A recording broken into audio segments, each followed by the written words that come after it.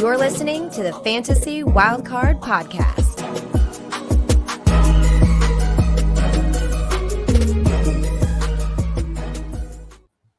Hello and welcome to the Fantasy Wildcard Dynasty Show. I'll be your host this week, Ali. You can follow me on Twitter at FFDynastyGrill. And we are back as a trio this week. And what a weekend we've just had. That leads me to my co-host, Kev, who you can follow on Twitter at Dynasty_Go. Good evening, Kev. How are you feeling after the weekend? What a weekend we've had. My team just lost in Super Bowl. I'm doing great, thank you. I mean, from a neutral perspective, it was an awesome Super Bowl to watch. Even as a losing team, I can appreciate it was such a good game. It's a shame about the ref call at the end, the inconsistency. I think it was a flag, but would have been good seeing more consistency throughout. But really looking forward to our topic on today's show, and it gives us a chance to look back over the past month or so. And we've got the band back together as well, so there's plenty of positives despite the Sunday's result and lack of sleep ever since. And with that, I'll bring on our other amazing co-host, Matt. You can follow on Twitter at MattFFDynasty. Matt, how are you doing tonight, and did you enjoy the Super Bowl? I did indeed, Ali. I mean, yourself and me, we got to enjoy it as neutrals, like Kev said. So the pressure was kind of off us, and we just got to enjoy what was really an amazing game, to be honest. Probably one of the best Super Bowls I think we've seen in a good few years. So, as a neutral, it was fantastic. You could argue maybe the defenses didn't play as well as expected, but I mean, you've got to give praise to both offenses and how they performed, what the Chiefs managed to do in the second half. Obviously, what the Eagles did in the first half, it was just a brilliant game all around. And while I'm struggling still with the lack of sleep, not only getting a few hours on that Monday morning and what have you, but it was well worth it for that game. Yeah, it's not great being from the UK watching these games up until 3-4 a.m. in the morning. But I have to say, from a personal point of view, it was absolutely worth it. It was one of the best Super Bowls in living memory. Both quarterbacks absolutely smashed it on the day. I was a bit worried when Mahomes went down, thinking that's going to ruin the game. But yeah, he came back with a bang. And just really sad for Jalen Hurts that he had to be on the losing side after that performance. I've not really known a quarterback to play that well in a Super Bowl before, and especially be on the losing team. It seems a bit unfair. But with that, we're going to talk on tonight's show, be recapping players that stood out to us in the NFL playoffs this year and the Super Bowl as well. And also, because we're a Dynasty show, we're going to see how to approach them in Dynasty right now. So over to you, Kev, the homer that you are. We're going to start with three players that that were in the Super Bowl. Who would you like to talk about?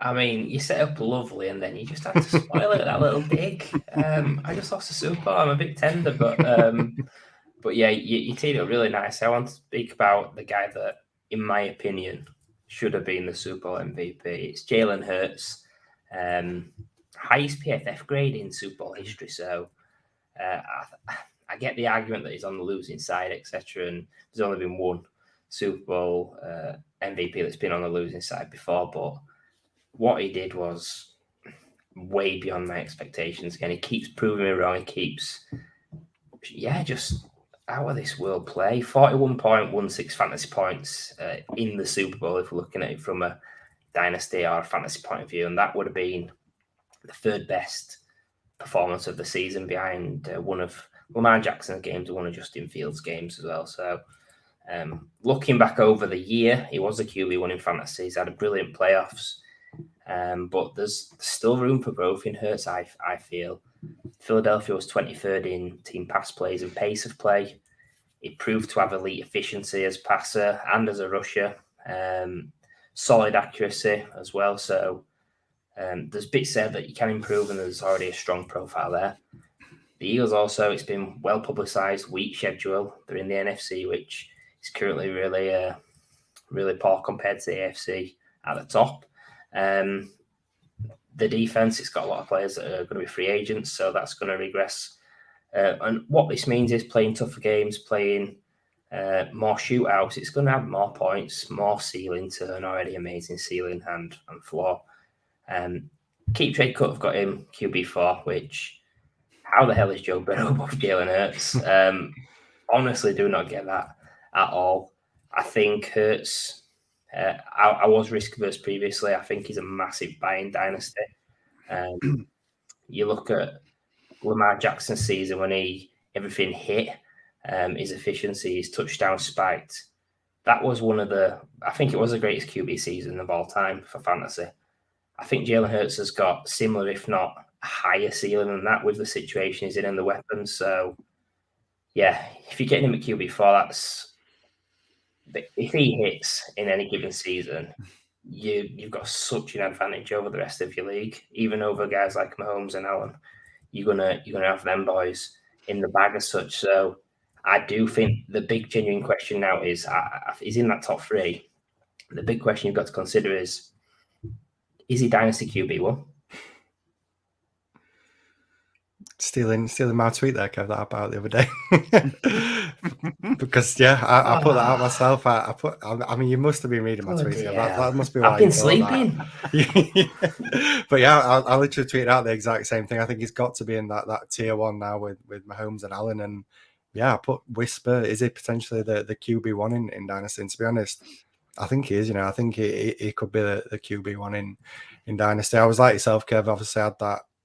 I wasn't 100% in on him if he was going to have that long-term future in the NFL. Could he take that step forward as a passer? And I don't care all this rubbish about the schedule that he had this year. He still had to face some top teams. And I mean, in the Super Bowl, what he did, 300 passing yards, 3 rushing touchdowns, was it 70 yards rushing on the ground? I mean, that against you're in the Super Bowl. It's the biggest game you can play in, and he still showed out. And like Ali said at the top of the show, it's a shame that he had to be on the losing team, because that was one of the best quarterback performances we've seen in the Super Bowl for a long time. So I think he's got to be definitely in that tier 1 anyway of quarterbacks. And like you said, even though you've got him at QB4 on keep trade cut, I'd be looking to pivot down off someone like a Mahomes and Allen. If he's going at that kind of range, if you can make that move down from one of those top guys and get Hurts plus a bit extra on top, then I mean, it's got to be the play. The ceiling that Hurts has got with the rushing, with the steps forward he's taken in throwing the ball as well, he's definitely got a huge ceiling. So yeah, that's definitely a move I'll be looking to make in Dynasty. And yeah, all year he's balled out, so it's been great to see, and I'm happy to hold my hands up that I was wrong on him. Yeah, I mean, you talk about his performance in the Super Bowl and how it was just astonishing. To be honest, it's one of the best quarterback performances of all time. If you think about the context, in any given game, that would be fantastic. To pass for 300 yards and to rush for three touchdowns. It is pretty unbelievable against the Kansas City defense that has been playing really well towards the end of the season. And yeah, quarterback 4 is pretty laughable. It's not far away, but I mean, he's got to be above Joe Burrow right now. Not sure how he's not quarterback 3 at least. He's definitely in my top tier now with Mahomes and Josh Allen. And could he even overtake them if you think about where they are as a team? He's got them 2 elite wide receivers. He's got the tight end. Talk about Josh Allen. He's got a bit of a lack of weapons right now. And then Patrick Mahomes as well. He's got Travis Kelce, who's not getting any younger, still playing a fantastically high level. But there's going to be a drop-off coming sooner or later. So I think he has to be in that conversation for quarterback 1 overall right now. So yeah, making a move down from those 2 or trading away Burrow straight up for Jalen Hurts is definitely a move that I would be making. I was quite surprised with the poll that I put out with the Bengals stack against the Philly stack. The Bengals stack won by about 80%, which did surprise me a little bit. Just I think that those 2 stacks should be a lot closer, given where Hurts and Burrow is right now. But yeah, that's a bit surprising to see. But yeah, Jalen Hurts, what an absolute stud, about to get paid an absolute packet by the Eagles. So he's going to be as safe as houses for the next few years and in that great offense. So yeah, it really is a good time to get on him if you can and pivot down from those 2 top guys. So we'll move on to another really interesting guy, a guy that showed up in the Super Bowl. With certainly some question marks around him, but yeah, gave a really good performance. So over to you, Matt. Yeah, we're going to talk about Isaiah Pacheco. He's a guy that we've mentioned a few times throughout the season, and it was really interesting. Obviously, being that 7th round pick, nobody really thought. I don't think that it'd be such an important part of this offense moving forward into this season. And during the playoffs and the Super Bowl especially, he's really impressed me with what he's done. Obviously in the Super Bowl, 15 carries, 76 yards, and a touchdown. While everyone's going crazy about the passing offense, and I guess rightfully so. I mean, Pacheco's gone under the radar with how good he was on the ground and some of the plays he's made. And then just looking back as well in the conference championship game against the Bengals, 10 carries, 26 yards, and also being involved in a receiving game, 6 targets, 5 receptions, 59 yards, and then divisional rounds against the Jags, 12 carries, 95 yards, and a reception for 6 yards. So really impressive with what he's done during the postseason. What he did during the regular season was highly impressive as well. As I said, being that 7th round pick, I don't think we really expected it. So something that's really impressed me. He's kind of forced McKinnon out of a job. Really, he was looking like being the big guy who's getting all the touchdowns towards the back end of the regular season, but not really involved during the postseason. I think that's because Pacheco was so impressive in what he was doing, really showing out that speed that he's got. Remember, he ran a 4.37 at the combine, and he's really shown that on the field as well. Just have to get him that little bit of space, and he's bursting into holes. He's making plays into the secondary with that speed and that shiftiness. And yeah, I know a lot of people have been really impressed by what he's done on the field. The only big concern that I've got with Pacheco moving forward is that lack of receiving work. I mentioned that he had those 6 targets in the postseason, but he only had 14 throughout the regular season. So basically, he got half of what he got in the regular season in just one game, and that's a big concern. I think moving forward, it's something you've got to be concerned about. I think McKinnon is a free agent this off season, but I feel like that they're either going to use Clyde Edwards-Helaire in the receiving game, which is something that they've yet to really do, or I think do they then look at a free agent maybe that we know it's a strong free agent running back class. There's players there. They could look at the draft as well, but I don't know. Me personally, I think will they make that mistake again? Obviously, what they did with Clyde Edwards-Helaire taking him so early, is that maybe going to play on the minds now a little bit? Why invest such high draft capital in a running back so early after what happened with CH? And then as well with the free agents, we've seen these guys that are getting paid big money in free agency. It sometimes comes back to bite if they don't hit, if they don't have a good few years, you're stuck on that big contract. So I don't get why they would move off Pacheco after what he's done. Looking at keep trade cut, running back 23. I think that could still be really solid value, to be honest. I know there's the risk, there's the 7th round pick, but I mean, we've made this mistake with somebody like Austin Eckler, obviously going undrafted, and look what he's doing in fantasy. And while I'm not saying Pacheco's at that level, I think we need to forget about the draft capital after these guys come out and do what they do on the field. So yeah, I think RB23 is still really interesting for me in Dynasty. Yeah, it's an interesting price, to be honest. I know we have to be a bit cautious about guys we think have done well enough to earn the job for the next year. Yeah. Not naming any names, but the New York Jets spring to mind. But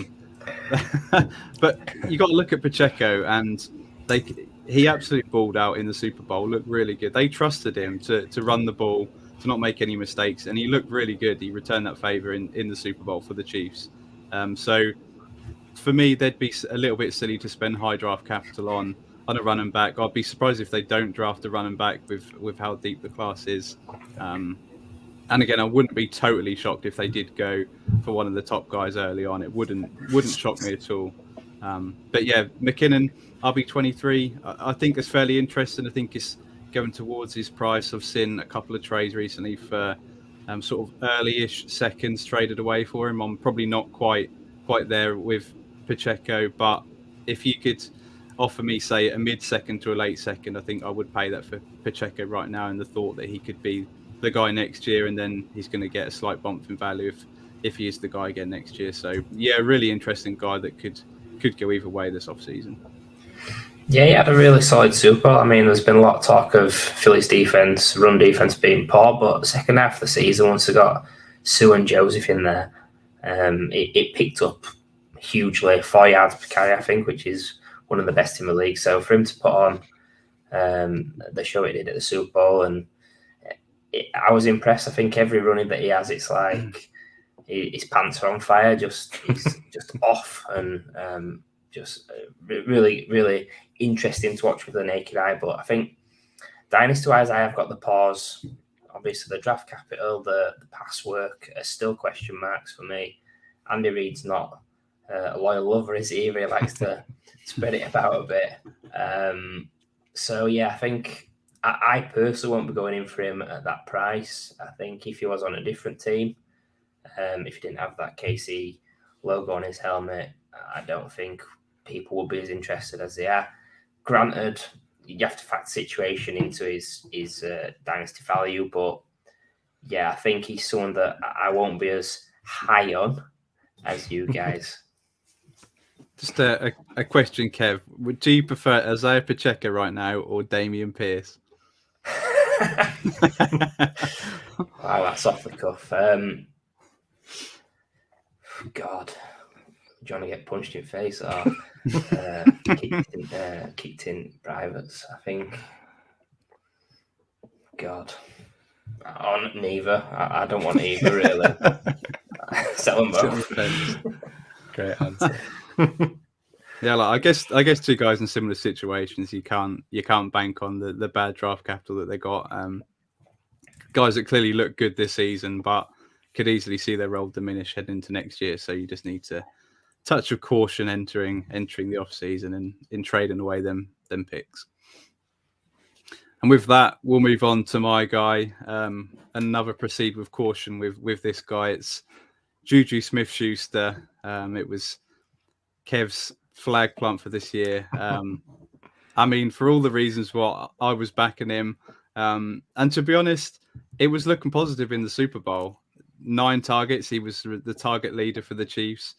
7 receptions, just 53 yards, no touchdowns. But really helped the Chiefs in the second half of that Super Bowl. It was going to Juju time after time in the third and fourth quarter to carry them up the field. And I think that does say a lot for Mahomes to trust Juju as a receiver to take the team down the field. But if you look at the playoffs as a whole, it's been a bit of a disaster for Juju. So he had 9 targets in the Super Bowl. He only had another 3 in the two games previous, and only 3 receptions and total of 89 yards and 0 touchdowns in the playoffs. He's actually the wide receiver 3. If you looked at the playoffs as a whole for fantasy on the Chiefs, you had Marquez Valdez-Scantling at 10.4 points per game, Kadarius Toney at a measly 6.5 points per game, and then Juju down at 6.3 points per game. So we know this Kansas City offense, Mahomes is gonna ping the ball about, but it's gonna go to different targets. He's not gonna funnel through the same guy that's not named Travis Kelce. He's gonna spread the ball around, and that's exactly what he does. It's a high-powered offense. We get excited, but the fact that Juju is always going to spread the ball about, it's pretty tough to put too much stock into these wide receivers. He's come out this week and said that he wants a long-term deal on the Chiefs. I think that's pretty obvious with him just winning himself a ring. But the thing for me is when you look at this free agent wide receiver class, it's absolute trash. You've got Juju, who could probably be the number 1 wide receiver right now in free agency. So he's going to probably command the most money. So it's going to be tempting for him. The fact that he's already won himself a ring, is he going to take a lot less money to stay on the Chiefs, or is he going to take an absolute pay packet knowing that he's already won himself a ring? He can go to another team and probably not have to win another ring, but he's going to run an absolute pay packet. So there's that. Looking at Keep Trade Cut, he's wide receiver 46 right now, which I think is interesting. It's certainly dropped from this time last off season. Is that a price where I'm going to be back in? Well, possibly. There's a few guys above him that I certainly wouldn't be taking, that I'd like to pivot down to Juju Smith-Schuster. I think obviously he could end up in an array of teams this off season. You talk about Chicago Bears, teams that have got lots of cap space that wouldn't be great situations for Juju. But we just know the talent. He's been a top 10 wide receiver before. I think when you're paying wide receiver 46 prices, I don't think it's that bad investment right now. Yeah, we all thought that situation in KC would be good for him, and it's not, has it really? He flashed in certain parts of the season and did well. And do you know what? He got 3 touchdowns out of Mahomes' 40, 50 touchdowns he threw. So that's a little bit unfortunate in itself. But yeah, just a really strange one now. We thought this amazing landing spot would occur, and it's not. So maybe if he does go to a bad landing spot, he might actually do a little bit better. I think that the price range is enticing because I like his profile. I like what he's done in the past, that he's commanded targets, scored touchdowns. etc. It's a worry that he's won a Super Bowl and he could potentially just go to a team that pays him the most money. But again, he is the cream of the crop in this class. Him and DJ Chark, he's the best two in the free agent class. So yeah, you'd like to think he'd go somewhere that gives him a blend of being the man and a bit of dough as well. But yeah, at them prices, I'm ready to get hurt again, to be honest. So cheers, Juju. I mean, to be honest, it's not like we weren't warned. I think Patrick Mahomes did come out and say, don't be surprised when I'm spreading the ball all over the place and there's no real wide receiver one on this team. And I guess it was kind of right. It kind of proves us that, maybe we shouldn't have got so excited by Juju on this landing spot. We know what a high-powered offense is, but we also know how great Travis Kelce is. He was always going to be that top target on this team. He's had years of chemistry with Mahomes. So Juju coming in, it was going to be tough for him to establish himself as an elite guy in this offense. But I think, like you said, Kev, he showed flashes. It's a shame that he couldn't string it all together for a long period of time because the situation obviously looked great. This offseason is going to be really interesting as well, seeing where he does land. I think it's going to tell us a lot, though, if a team does come in and offer him big money. Is that an indication that they want him to be that guy? A little bit similar to like Christian Kirk, gonna the Jags. If somebody comes in and gives Juju a big contract, is that then in turn going to show us that this is the guy? This is going to be somebody that's going to see a huge amount of targets. Now, obviously, we don't know the landing spot. If he goes to a situation like you mentioned, like the Bears, where maybe it's not a super high pass volume offense, then obviously the ceiling's not going to be there for Juju. But it's going to be really interesting this offseason. Personally, I think he should go into free agency to see what offers there. If he can get that big contract like you mentioned, he's definitely the wide receiver one out of this free agent class. So he's kind of holding all the aces really, and it's going to be up to him on what he wants to do. Does he want to go out and win more championships and maybe take a lower offer with the Chiefs, or does he just want to go and get that money? It's going to be really interesting. But like you mentioned, I think wide receiver 46, I think in terms of talent, if we're just backing talent, I think it's probably worth taking a shot at that price. You love it. I'll throw a question back to you, Matt. So which Kansas City Chiefs wide receiver would you rather own in Dynasty right now? Would it be Juju? Would it be Kadarius Toney? Dare I say Sky Moore? Probably not MVS. God, this is like Kev's situation where it's like a punching head, kicking nuts, and a few other bad things as well. Really, I mean, it's if we're talking at cost, I don't know. Maybe this could be my bias coming through, but I think Sky Moore. There's still maybe I'm still clinging on to maybe that hope. I mean, he got that touchdown in Super Bowl. He's giving me a little bit of hope right at the end of the season, but.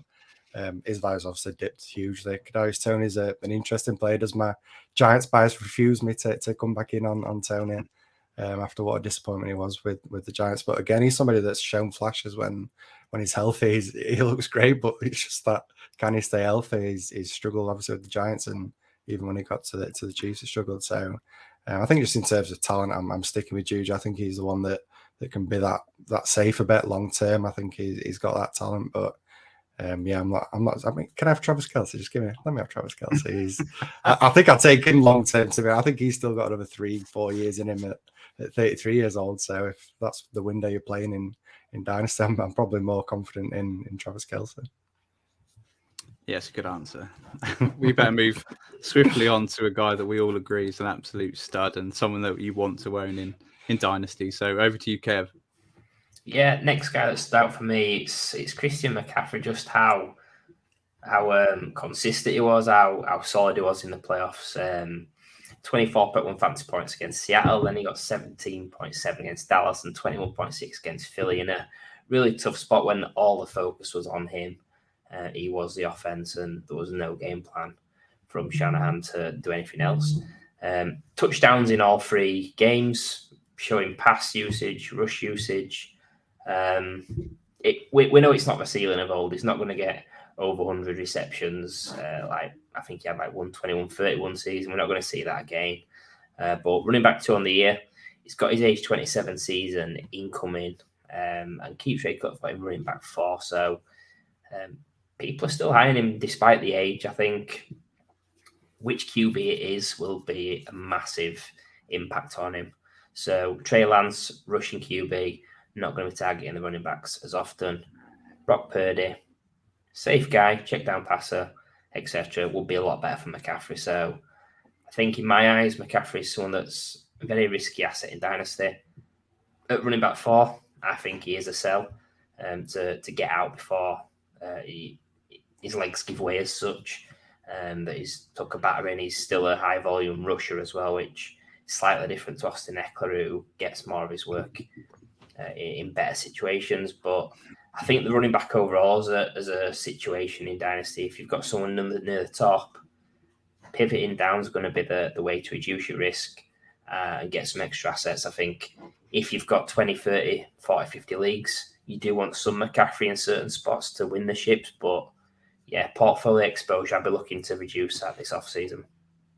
Yeah, and I think you nailed it right at the end there, Kev. I think while we know the ceiling with McCaffrey, if he is fully healthy next year, I know he's going to hit that 27-year-old season, and we do start to worry when running backs get to around this age and that inevitable cliff that seems to come with the running backs. But I mean, in terms of ceiling at running back, there's not many that have got an higher ceiling than McCaffrey. And like you mentioned, if we get that situation of him paid it at quarterback, those receptions are going to be there plenty. The rushing is going to be there. He's going to be a key part of the offense. So it's just one of them. I'd be looking to move off him if I've got him in a lot of spots. But at the same time, if somebody you don't have too many shares of, I wouldn't be rushing to get rid of him in terms of wanting him to win your championships. But in terms of value, I think I'd be shocked if this time next year if he's still running back 4. To be honest, I think with the class coming in, we know it, obviously at the top, Bijan's he's already probably above him in Christian McCaffrey in Dynasty quite easily. But I think some of these other guys that could maybe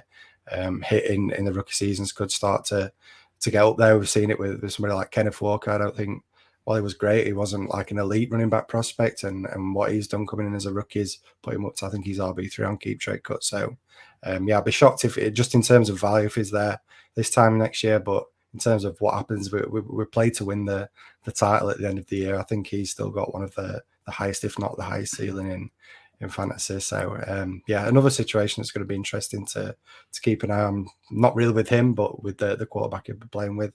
But yeah, a guy that I'm still interested in Dynasty. Yeah, me too, to be honest. I think I'm still really high on Christian McCaffrey. I think, personally, I think he's in the very best place for him in the NFL on the best team possible at his given age. I think he's on the perfect offense where, all right, it's a lot of Christian McCaffrey, but there's also a lot of Elijah Mitchell mixed in there. There's a lot of Deebo Samuel. There's a lot of George Kittle and Ayuk as well. So I think a lot will depend on the quarterback who's going to be the starting quarterback next year as opposed to Christian McCaffrey's ceiling. But as opposed to the floor that he gives you, is going to give you such a safe floor. And I think that they're managing him really well. So I think with the contract that they gave him was absolutely huge. He's going to be there for the next few years. They're going to want to manage him. They gave an absolute boatload of picks for him. So yeah, I think I'm still pretty high on Christian McCaffrey. I think you nailed it though in the fact that the RB4 ranking might not last very long when the rookies come in if they start to show something. We know, as you mentioned with Kenneth Walker, how quickly he got risen up in the dynasty ranks, and same with Breece Hall in the short time that we saw him on the field.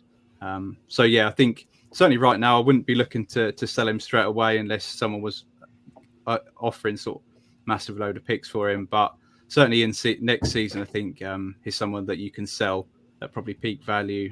But yeah, I'm still really positive on Christian McCaffrey just because of where he is right now. They're managing him really well, and I think that his injury past is behind him. Hopefully. So we'll move on to a guy that Matt is certainly still high on. Matt, over to you. Yeah, I mean, we let Kev have his homer pick at the start with his Eagles, Jalen Hurts, and I'm going to go homer, but not with a Giants player. If you know me, I'm not too keen on hyping up Giants players, but it's a guy that I've loved all off season. It's Christian McCaffrey. I got the opportunity to talk about him. I had to take it. Obviously, the fantastic season that he's had finishing wide receiver 11, but as well in the postseason, what I did in the wildcard round against the Chargers, 14 targets, 8 receptions, 78 yards and a touchdown. And divisional round, another 14 targets, 7 receptions, 52 yards and a touchdown, average 21 fantasy points per game. I mean, is proven to be a key part of this Jags offense. It's been great seeing Trevor Lawrence take that step forward, but as I mentioned earlier, with Christian Kirk getting that big contract, he has been a key part of this offense, and especially in the receiving game, he's been a vital part of it. And Yeah, he's been immense. He's been played in that position we've been crying out for. He's been that slot machine. 78% of his routes have been in the slot. And to be honest, talking slot machines, you've hit the jackpot if you've had Christian Kirk, because he's definitely rewarded you finishing, as I said, wide receiver 11. Looking forward to next year. There's going to be a lot of talk about Calvin Ridley coming back into this offense, and is that in turn going to affect Christian Kirk? I think I've mentioned I'm not massively concerned by Calvin Ridley. I think there's a lot of question marks still with him. It's been basically 2 years now, is it, since he played football. He's going to be, I think, 29 years old going into next year. So it's not like he's one of these young guys that is fresh and ready to go. He's somebody that's not been on the field too much. I'm getting up there in age. So while I do think Ridley's got potential, he could definitely hit. I'm not saying he's not going to hit, but I just feel like Christian Kirk and what he's done, the fact that he is that easy option for Trevor Lawrence, and I think he's going to continue to see plenty of targets, and it's kind of going to be a little bit like that Keenan Allen, that slot wide receiver that in PPR, you're going to absolutely fall in love with him because he's going to see the ball plenty. The Jags are going to continue to throw the ball plenty, and keep Trey Cook currently got in wide receiver 29, and I think that's a bit disrespectful, to be honest. I mean, somebody that's just finished wide receiver 11 and being a low-end wide receiver 1, and you're able to pick him up as a mid wide receiver 3, I think that's, yeah, I'm not sure I agree with that. And it could potentially go even lower, as I say, with Ridley as the hype starts to build during the offseason. Maybe the Jags look for another piece as well. We know that in terms of wide receivers beyond these two guys, that they've had Zay Jones, who's looked great, but is he going to be a long-term answer for them? Maybe they do look to bring in another weapon. So there's potential there that the value could drop even more during the offseason. But even at that price, wide receiver 29, I'm happy to pay that. Yeah, I think you made a great argument, to be honest. A lot of question marks on this team in terms of Calvin Ridley coming in, and everyone just remembers the Calvin Ridley on the Falcons, that he looked an absolute stud and was starting to looking to put it all together before he had his problems. Yeah, I don't just see Ridley coming in and just absolutely dominating the target share. I do think Christian Kirk, they obviously paid him handsomely last offseason. I think he's still going to be the guy there in Jacksonville. You've got question marks on Evan Ingram. Are they going to pay Evan Ingram to keep him on the team? So I think there's a lot of question marks on this team, and the one common feature is Christian Kirk, who had a fantastic season this year, looked really good. Trevor Lawrence took a big step. He can take another step next year and get himself into that elite tier, and with it, I think Christian Kirk comes with him. So that wide receiver 29 is a fair price to pay right now, I think. And as you mentioned, Matt, I think that will drop as well as we get the rookies come into the fray, and people like Calvin Ridley, his value is going to come up as we get closer to the season. So yeah, that wide receiver 29 could drop to say the mid 30s to maybe the late 30s, and that's certainly a price that I'll be enticed at. Yeah, I'll be careful what I say, because Matt will be bullying me in my DMs if I'm too harsh on Kirk. But he's had a great season. He's proven to be right in the sense of getting paid and performing. A lot of people are against the Jags moves in the off season to pay these two wide receivers who both smashed it, him and Zay. I do worry about Ridley because we've seen what he can be. Will he come back and be that same person in a new offense? Who knows? But when he was in Atlanta, he was the main man. So he proved he could handle it. Big question with Kirk for me is, if he's getting 20, 30 less targets over the year, can he sustain and become more efficient? Does the offense continue to grow? I think where he's valued, it's probably about right for me. I'd like him at that cost, but I do agree. I think with the Ridley hype, depending what happens with Evan Ingram as well, because I'm a big Evan Ingram fan. I think his value could drop even lower. It could be wide receiver 40, which, again, that makes it really, really interesting because it's a great offense. It's an elite QB in the making. So, yeah, Kirk's one to keep your tabs on. He's someone that you can go after, but maybe if you hold off and have a bit of that brave juice, you might get him even cheaper. Yep, correct. We'll move on to my pick now, and a guy that's going to be a really, really interesting offseason for this guy. It's Brock Purdy, the 49ers quarterback that came in and finished third place in his limited games in Offensive Rookie of the Year. I think had he been in there a bit longer, I think he would have been nailed on to win that if he was in there a bit longer. But yeah, Brock Purdy came in obviously when Jimmy G got injured, a guy that I'd personally not done much scouting on whatsoever, so didn't know anything about him. Picked him up a couple of places on the waiver wire, and certainly a valuable piece in Dynasty right now. And in the regular season, he looked really good. 13 touchdowns, 4 interceptions for the 49ers. Yeah, a lot of people do say that it's probably one of the easiest positions to play, that 49ers quarterback position, because you've got Pro Bowls left, right, and center. You've got George Kittle, Ayuk, Debo, and Christian McCaffrey lightening the load on you. But just the fact that he was productive in this offense, so he had 2 passing touchdowns in every single game that he played in.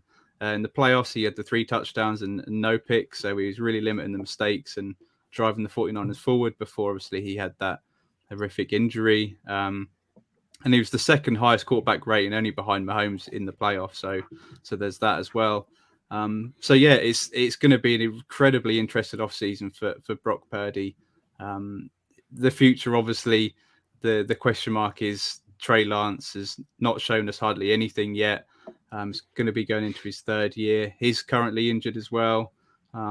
Personally, I think there's going to be a quarterback battle brewing this offseason. Trey Lance's recovery is ahead of Brock Purdy, so he's going to get a step up on him. I personally still think Trey Lance has got that job, but then you listen to some of the 49ers players and they want Brock Purdy to have that role next season. So it's going to be incredibly interesting. One of these guys is going to be a big winner and one of these guys is going to be a massive loser. And then just look at Dynasty, his value-wise. I've seen quite a few trades recently where he's been traded for a 2nd-round pick. Personally, think that's, if you've got multiple 2nd-round picks, maybe then perhaps it's worth a little gamble on Brock Purdy if he does secure that quarterback 1 position for the team. His value is going to be a lot higher than that. It's going to be worth a 1st plus. So maybe it's worth the gamble right now. And on Keep Trade Cut, he's quarterback 23. So it really is closing in rapidly on Trey Lance. He's dropped to quarterback 14, although he's actually picked up a bit of value as he's getting closer to coming back onto the field. I think whichever quarterback gets the nod this offseason, it's going to be a big rise in value when you factor in the weapons that the 49ers have got.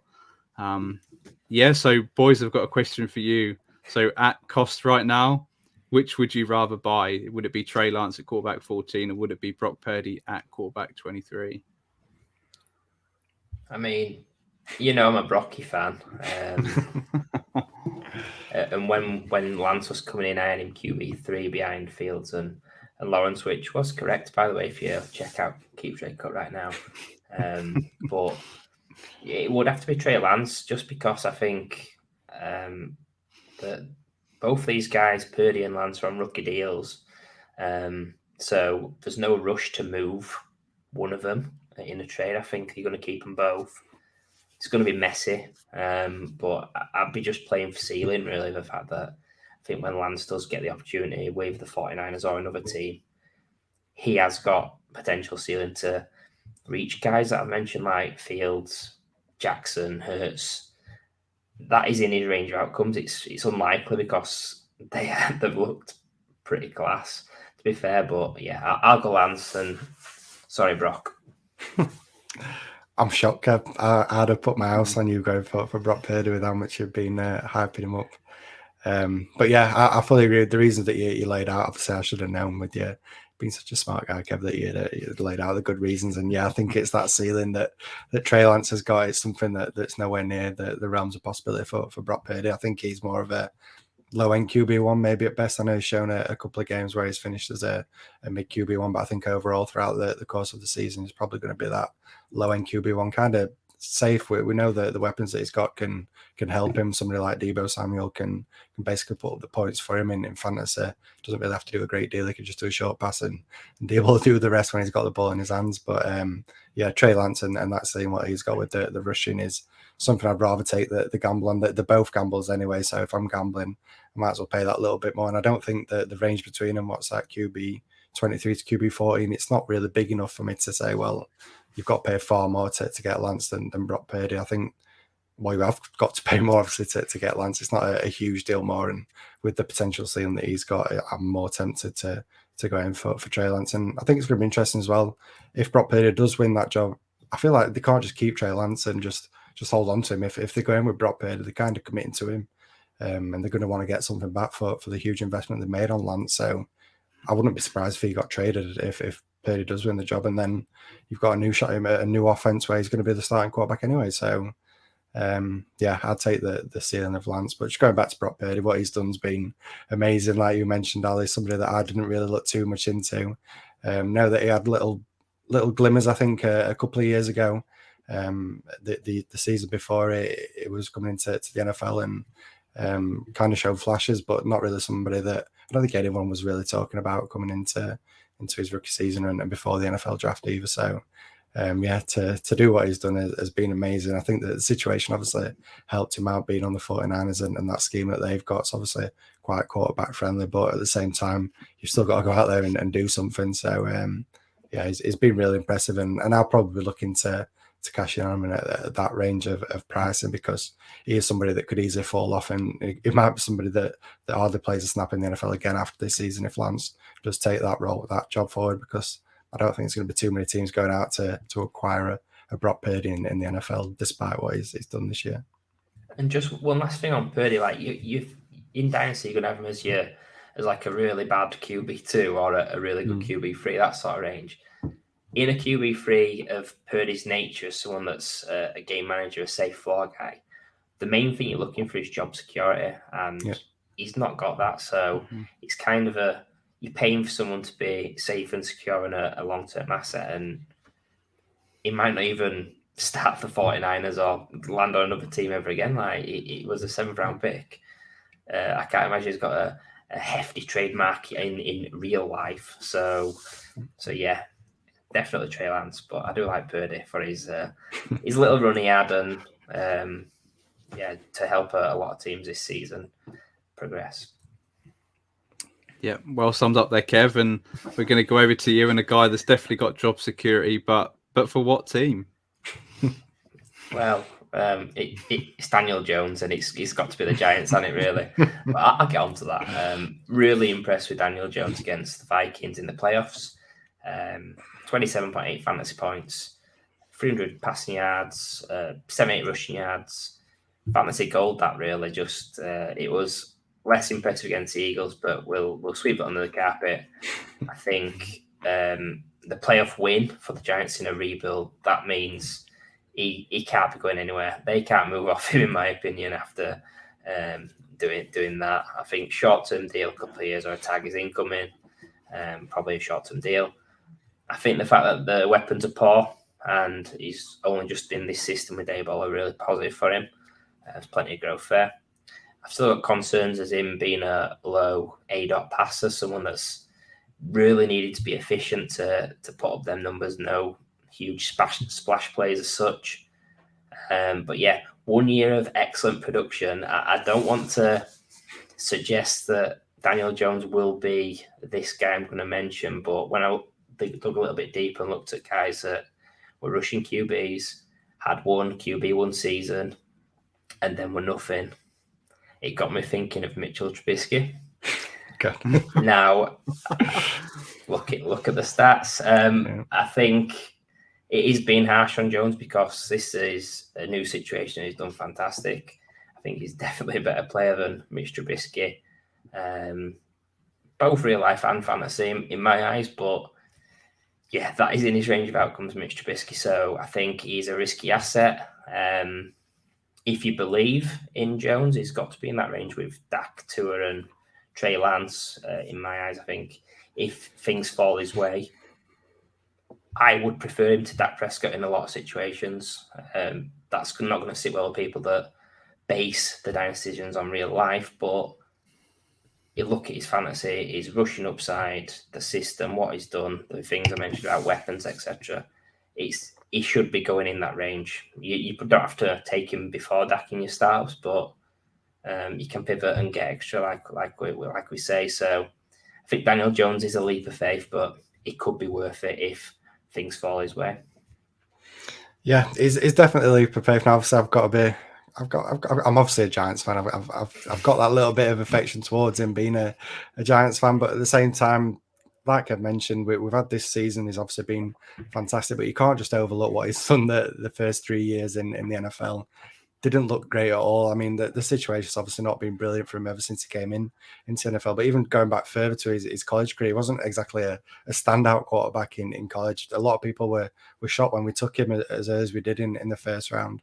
Even though it wasn't early first round, people were still surprised that we took him where we did. So it's not like he's got years of college production and then coming into the NFL and struggling. He's somebody that's not really been amazing throughout his college or NFL career, but then what he's done this year has been massively impressive. But I mean, if you put in 2 and 2 together, we're going to assume then it's the coaching staff and what Brian Daboll's coming in and what he's done and what he's brought to this offense. That's got to play a massive part in what Daniel Jones has been able to do. He's not just done Space Jam, got this magic ball of all these elite players and turned into this amazing talent overnight. A huge part of it has got to be the coaching staff and what we've done with getting Brian Daboll in. So I'm personally not 100% in on him. I think what he's done, he's definitely taken a step forward, but I don't believe that he's turned into this now awesome quarterback that's going to lead us to the Super Bowl. I think we spoke about it, Kev, when we joined the guys on the Rewind show. They were kind of pressing me about Daniel Jones. Hannah kept pressing me, asking me about what was going to happen with Jones. I keep saying it. I want him to repay the faith a little bit, maybe take a little bit less money than what he's demanding and give us that short-term contract, and let's put some weapons around him and see what he can do. If we can get in a couple of solid wide receivers, maybe one elite wide receiver and a few rookies or whatever, it's got to help him out. And then in terms of fantasy, what he can do, it's going to massively improve that as well. So like I've mentioned, it's definitely a risky option going for Daniel Jones, but he's got that rush in. He's hopefully going to get better weapons. He's got a great coach and staff behind him if he stays with the Giants. So it could potentially be worth the risk, but I'm still going to say I'm not 100% in on him, but I do hope that he comes back and can do what he did this past year. Yeah, you certainly want some exposure to Daniel Jones because I think the ceiling is certainly there. If he stays in New York, I think I would worry slightly if he priced himself out of a move. I can't see it happening, but the figures thrown around are a little bit scary of $35 million plus a year demanding that big contract. And perhaps he feels like he's earned it, got the team to the playoffs. But I think you're right there, Matt, in the fact that I think coaching had a hell of a lot to do with it. When you look at what he's managed to do, Dable, in this one season. So yeah, I think you're right, Kev. I think you have to put him in that Dak to a Lance range. If he is to stay on the Giants, surely they're going to get him a wide receiver, get him some help. And hopefully Saquon stays there as well. And if the team are back together and if he's got slightly upgraded weapons on last year, then the sky's the limit. Really, he can be a top 6 or 7 quarterback again as he was for a long time this year. So I think you need to take the leap of faith as you both mentioned, and yeah, I think it could pay off big time if he's to remain on the Giants. I'll move on to your next pick, Matt. And a wide receiver for not the Giants, certainly the team that you hate the most in the Cowboys, but an interesting guy in Dynasty. Yeah, obviously it's got to be CeeDee Lamb. If you mention the Cowboys, there's only one guy that's really stood out throughout the season, and that's CeeDee Lamb. Just looking at what he's done in the postseason in the wildcard game against your Buccaneers, he had a pretty solid game, 6 targets, 4 receptions, 68 yards and a touchdown.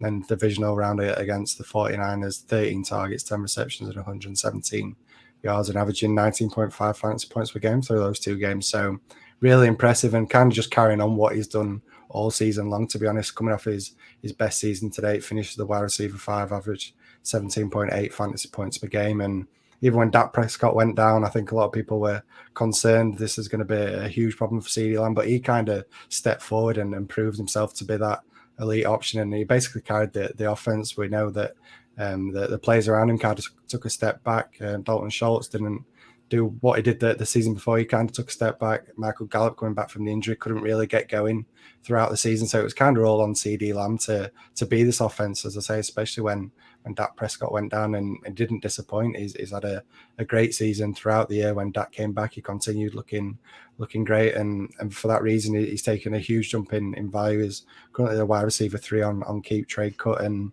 it's hard to disagree with it, to be honest. The targets he's getting, the role that he's got in this offense, that is going to be a pass-heavy offense.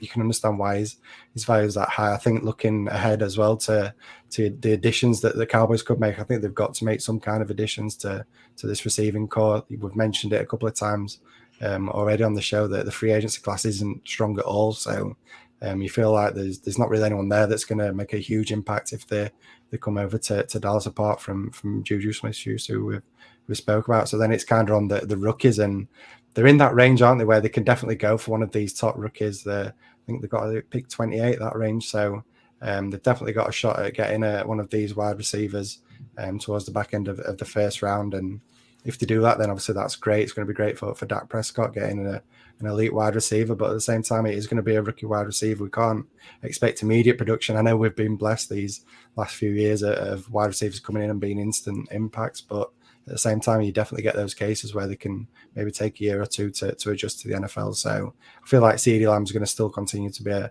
huge part of the offense going into next season. And while the value is obviously quite high at wide receiver 3, I think that's a fair value. Would I be paying it?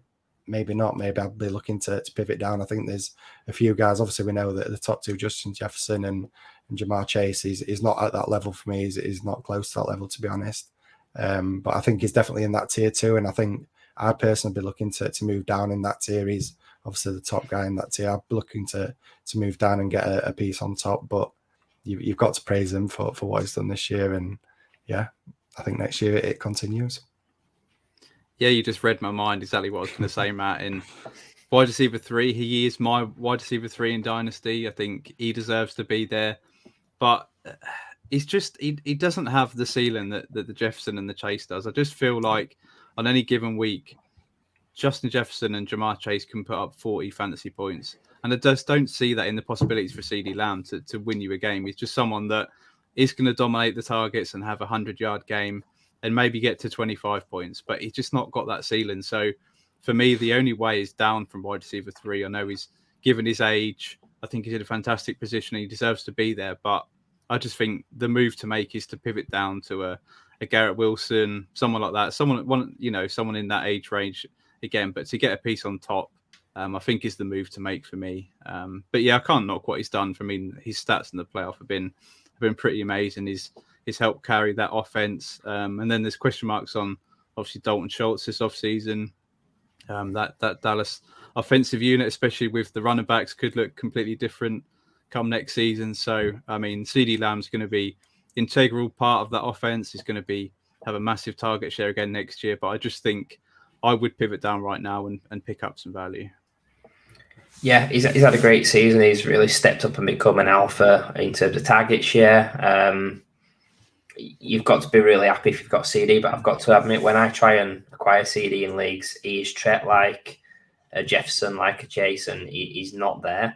If I was having a game of musical chairs with M3 and there's 2 chairs, he's never going to win. They're experts at that. He's got absolutely no chance. So we'd have to see more progress from him, yards and touchdown wise, to be considered in that range. I never have any success getting Lamb. So yeah, I think he's great, but he's not someone I'd be who you can pay value and get him at value. You have to overpay, and what's the point when there's 10 guys in that tier?